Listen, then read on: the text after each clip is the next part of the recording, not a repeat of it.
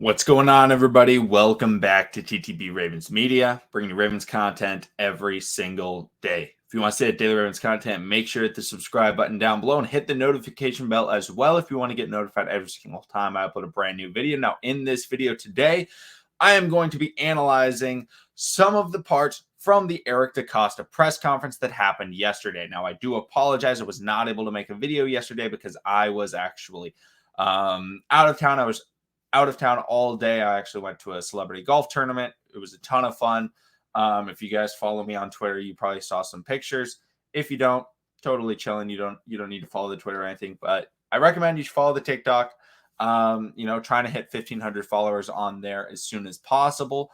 But that's it for the introductions. Let's get into it. Let's talk about some of the Eric DeCosta things, and I will probably make multiple videos on this. Tomorrow's video will probably be about something else related to the Eric DeCosta press conferences, probably talking a little bit about the wide receiver comments that he made during it. But the first thing I think we should address is Marcus Peters, because Marcus Peters I felt like it was a bit of a question mark. Now, the likelihood was that Marcus Peters was going to be back. However, Marcus Peters, the Ravens could have saved $10 million if they did not bring back Marcus Peters this year. Now they would have about $5 million in dead cap, but they could have saved about $10 million in cap space. And honestly, I was one of the people that thought, hey, there could be a strategy that involved Marcus Peters getting, no longer being with the Ravens, and then the Ravens going out and, drafting a corner in the first round, and then doing some moves, to get some cheaper guys at that position that, kind of tide it all over until the Ravens are able to get more guys next year. But, overall, Eric DeCosta comes out in the press conferences and he's like, no, we expect Marcus Peters to be back next year, and he's a Raven. And I think that the he's a Raven comment, I think, goes farther than just this next year. I think that is something that is trying to get Marcus Peters to not just be in Baltimore next year, because he's going to be, he's under contract and things like that, but it's trying to get him to re-sign. And it's trying to get him to stay in Baltimore, not just next year, but for the rest of his career. And I think that that's really huge, because if you're looking at the way that the Baltimore Ravens are constructing this team, there's a lot of changes that are going to be happening in the next couple of years, because obviously the Baltimore Ravens brought in Mike McDonald, new defensive coordinator. He is going to want to build up a defense that follows his scheme, that follows his philosophy. So if the Ravens are trying to keep Marcus Peters here, that heavily influences not just free agency, that influences the draft. I'm one of the people. I really want the Ravens to go out and draft a cornerback. I really want them to. I thought they should have drafted one last year. And they kind of did, drafting Brandon Stevens, so I guess it kind of works, but they transitioned him to safety.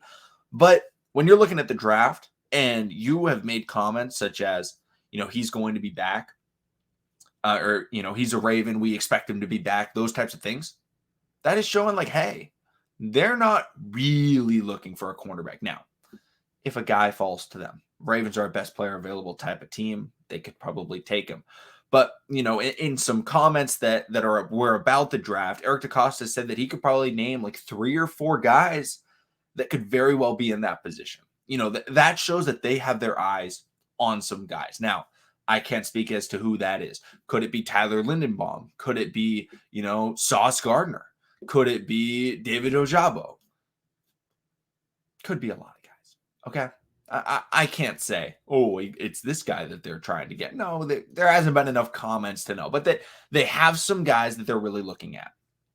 And if a couple of those guys are available, let's just say it's Ojabo and, Sauce Gardner. Let's say those are the 2 guys. The Baltimore Ravens could be looking at it like, hey, who do we have at those positions? We see them as equal talents. We see them as equal players. Who do we have at those positions? And they say, oh, well, we got cornerback. We expect to re-sign Marcus Peters. He's going to be back this year. We got Marlon Humphrey. We're kind of set on the outside cornerbacks. Now Marlon can play in the slot and things like that, but we're kind of set. Now let's look at the edge rusher position. We got Dalen Hayes, 5th round pick, and we've got 1st round pick Odafe Owe. But, we just lost a lot of guys on that defensive line, a lot of guys in that front 7 maybe they go with him. Now, again, I'm not trying to speak as to the draft and exactly what the Baltimore Ravens are going to do, but I think this comments influence potentially how they will be going about things in this offseason. If they feel set at the cornerback position, they're less likely to get some cornerbacks. I think that's something that we can deduce from the press conference. However, as always with Eric DeCosta, this could be a complete ruse, right?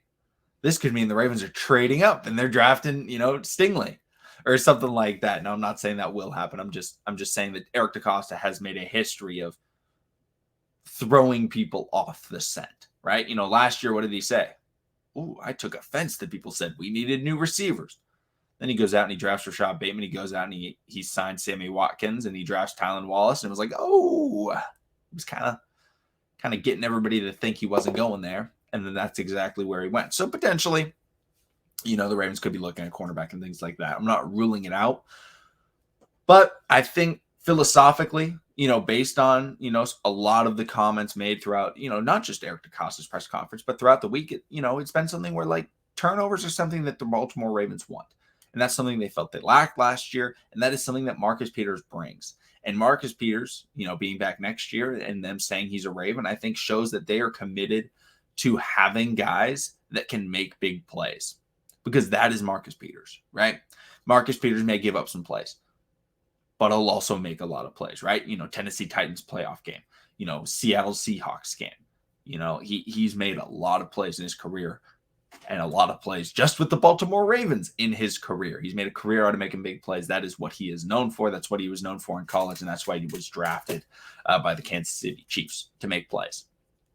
So philosophically, I think that we can get a little bit of things, from this press conference just based on the Marcus Peters ideology. Like, hey, we need to get back to getting those turnovers. Eric DeCosta wants a big play team. He wants a flashy team, right? You want to look at flashy players. This is no longer the Baltimore Ravens teams of old, right? This isn't Joe Flacco. And I apologize, but I'm going to say Anquan Bolden's not a flashy player. He's a great player, not a flashy player. Dennis Pitta, not flashy. Running backs, Ray Rice, you could say he's a little bit flashy. But all running backs are flashy, right? You're not going to get a boring running back. Defensively, Ray Lewis, great player. Not like uber flashy by any means. He can make some big hits, but just a great player. The Haloti Ngata and Terrell Suggs, like all these guys, it's like they're just fundamentally amazing football players. And now you look at the Ravens, the way that they're constructing this team, this is a flashy team, right? You got Lamar Jackson, obviously. Maybe the flashiest player in the NFL, maybe the most entertaining player in the NFL, obviously one of the best players in the NFL. Then you look at the wide receiver position. Hollywood's flashy. Hollywood's a big play guy. That is what he does. Mark Andrews is flashy, especially for a tight end. I mean, he goes out there, he tries to hurdle people. He goes out there and he's making big catches. Like he's doing a lot of things. Mark Andrews, I believe, is flashy. Running backs, they're all flashy, but JK, he's extra flashy. Rashad Bateman, he may not be the flashiest of players, but he can definitely make some plays. Devin Duvernay, very flashy. Then you look at the defensive side of things. Odafe Oweh, flashy, right? He's a big play guy. Every single down, he's not going to make a move. But maybe once a game, you'll see him come off the edge, scream, drive the quarterback into the ground. He'll punch the ball out. He'll chase someone down and rip the ball out or something like that. He does that because that's what he does. He's a playmaker. And playmakers on defense are flashy guys. Then obviously you have Marlon Humphrey. Marlon Humphrey is fundamental in the way he plays cornerback. However, when he's tackling, he's a flashy tackler, right? He's going for the strips. He's the Charles Tillman peanut punch, the fruit punch, as it's kind of been renamed. And then obviously Marcus Peters, obviously, Mr. Interceptions. Patrick Queen, he's shooting gaps like crazy. Like this is a team that the Ravens are shifting their philosophy from the teams of old.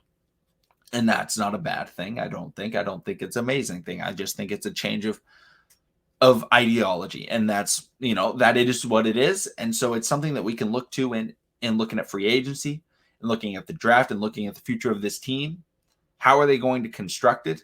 They want playmakers. All right.